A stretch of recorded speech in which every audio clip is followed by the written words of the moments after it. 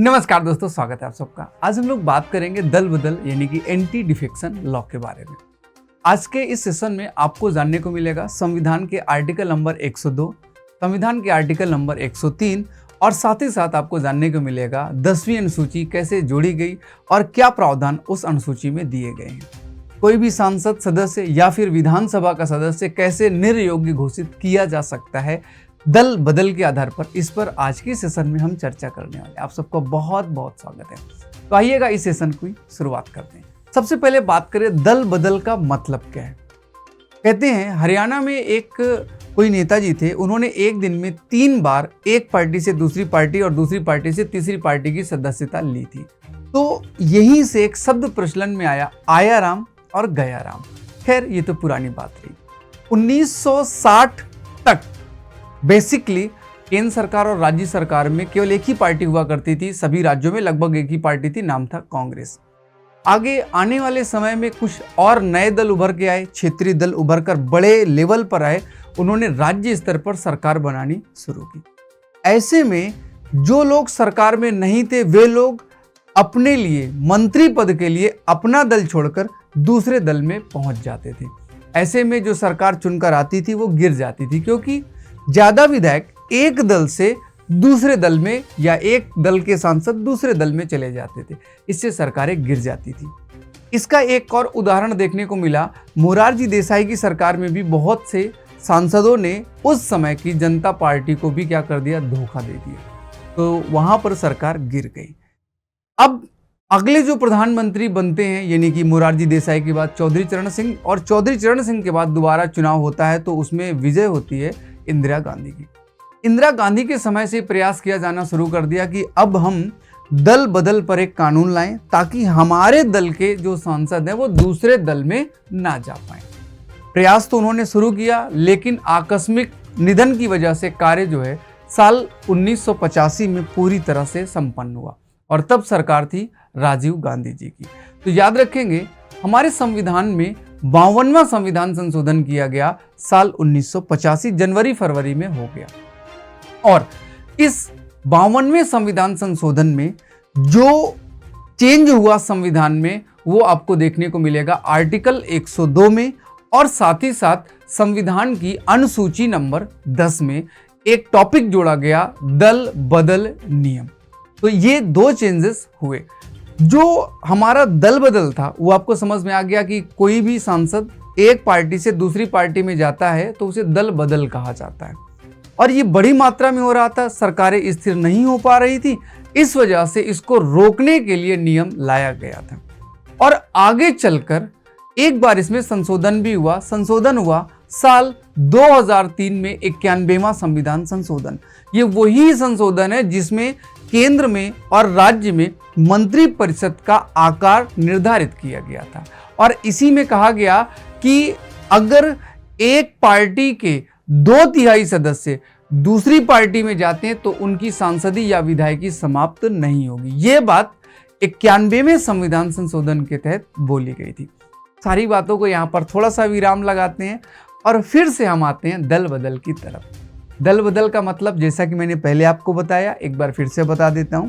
एक पार्टी से टिकट लेकर चुनाव जीतने के पश्चात जब कोई सांसद या विधायक एक उस दल से दूसरे दल में जाता है तो उसे मौखिक रूप से हम दल बदल कहते हैं। लेकिन दल बदल पर निर्णय लेने की शक्ति यानी कि आर्टिकल 102 पर डिसीजन लेने की शक्ति आर्टिकल 103 में राष्ट्रपति को दी गई है। थोड़ा सा कुछ टफ हो रहा है। राहुल गांधी वाले केस में अगर आपको याद हो, साल 2023 में जब उन्हें 2 साल की सजा मिली तो स्पीकर ने उनकी सदस्यता निरस्त कर दी। वो अधिनियम 1950 जनप्रतिनिधि अधिनियम और 1951 का प्रयोग करके स्पीकर की शक्ति होती है। सब कुछ आप छोड़कर बिल्कुल दल बदल बेसिक से समझिए। दल बदल का मतलब क्या है, एक दल से दूसरे दल में जाना। और इसके कौन कौन से नियम है, कब माना जाए कि किस व्यक्ति के ऊपर दल बदल के तहत उसकी सदस्यता समाप्त की जाए, तो उनमें से कई नियम हैं। लेकिन पहला नियम आप समझिए। पहला नियम क्या है कि अगर आपको कहा गया है कि आज इस दिन आप कार्यवाही में संसद में आए, विधानसभा में आए, अर्थात व्हिप जारी हुआ है कि भैया सभी लोगों को आज सदन में मौजूद होना जरूरी है, और आप उस दिन नहीं गए तो इसका मतलब आपने अपनी पार्टी का कहना नहीं माना और अब आपके ऊपर दल बदल लगाया जा सकता है। तो पहला केस आपका व्हिप वाला हुआ। दूसरा केस, अगर मान लीजिएगा कि आप एक निर्दलीय उम्मीदवार थे और चुनाव जीत गए। निर्दलीय उम्मीदवार का मतलब आपने बिना किसी पार्टी से टिकट लिए चुनाव लड़ा और चुनाव जीत गए। तो चुनाव जीतने के पश्चात आप किसी पार्टी की सदस्यता अगले 5 साल तक नहीं ले सकते हैं। बीच में लेंगे तो आपकी सांसदी या विधायकी समाप्त हो जाएगी। हाँ, समर्थन आप किसी भी पार्टी को दे सकते हैं अपना, लेकिन किसी दल में शामिल नहीं होंगे। तो दूसरा नियम हुआ। तीसरा नियम, अगर आप एक मनोनीत सदस्य हैं। मनोनीत सदस्य का मतलब जैसे मान लीजिएगा राज्यसभा में कला, विज्ञान, साहित्य, समाज सेवा से 12 सदस्यों का मनोनयन होता है। उनमें से आप मनोनीत हुए और मनोनीत होने के 6 माह के बाद, 6 मंथ, 6 महीने के बाद अगर आपने दूसरी पार्टी को या किसी भी एक दल में अपनी एंट्री ली, किसी भी दल की सदस्यता ले ली, तो अब आपके ऊपर दल बदल लगेगा और आपकी सदस्यता समाप्त हो जाएगी। एक और चीज चौथे नंबर पर, कोई भी व्यक्ति किसी भी समय जिस दल के टिकट से चुनाव जीता है उस दल को छोड़कर दूसरे दल की सदस्यता ले लेता है तो उसकी सांसदी समाप्त हो जाएगी। एक चीज और यहां पर ध्यान रखिएगा कि अगर मान लीजिएगा आपसे आपकी पार्टी ने वोटिंग करने के लिए कहा और आपने अपनी पार्टी के अगेंस्ट वोटिंग की, तो भी आपके ऊपर दल बदल लग सकता है। हाँ, अगर आपको 15 दिन के अंदर आपकी पार्टी ने माफ नहीं किया तो आपकी सदस्यता समाप्त हो सकती है। ध्यान रखें, दल बदल कोई सजा नहीं है, यहां पर कोई सजा नहीं दी जाती, जेल भेजने का कोई कॉन्सेप्ट नहीं है, बस आपकी सदस्यता समाप्त हो जाएगी। हालांकि उस सीट पर जब दोबारा चुनाव होगा तो आप दोबारा चुनाव लड़कर चुनाव जीत सकते हैं, या जैसा भी होगा वो अलग है। आर्टिकल नंबर 102 निर्हरता से संबंधित है और वहां पर बताया गया है कि कोई भी सदस्य जो कि सांसद है, अगर वह निर्हर घोषित किया जा रहा है तो उसके लिए दल बदल होना चाहिए।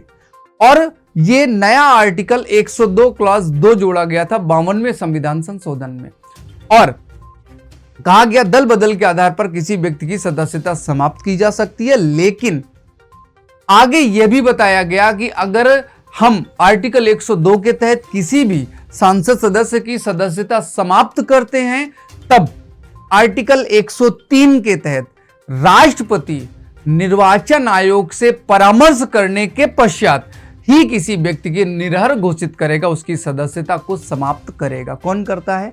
राष्ट्रपति, आर्टिकल 102 के तहत। और समाप्त करने से पहले राष्ट्रपति से जरूर पूछेगा। तो उम्मीद करता हूं कि आपको दल बदल समझ में आ रहा होगा। अब आगे बात करते हैं कौन सा ऐसा केस है जहां पर दल बदल लागू नहीं होगा लेकिन हम एक दल से दूसरे दल में जा रहे हैं। तो उसके भी कुछ कंडीशन है। जैसे मान लीजिएगा कि कोई एक पार्टी एक्स है, उसके सभी सदस्य वाई नामक पार्टी में मर्ज हो रहे हैं, पूरी पार्टी का मर्ज एक दूसरी पार्टी में हो रहा, तो किसी सदस्य के ऊपर कोई दल बदल नहीं लगेगा। बेसिक कहें, कांग्रेस के सभी सदस्य बीजेपी में शामिल हो जाएं तो कांग्रेस के ऊपर कोई दल बदल नहीं लगेगा।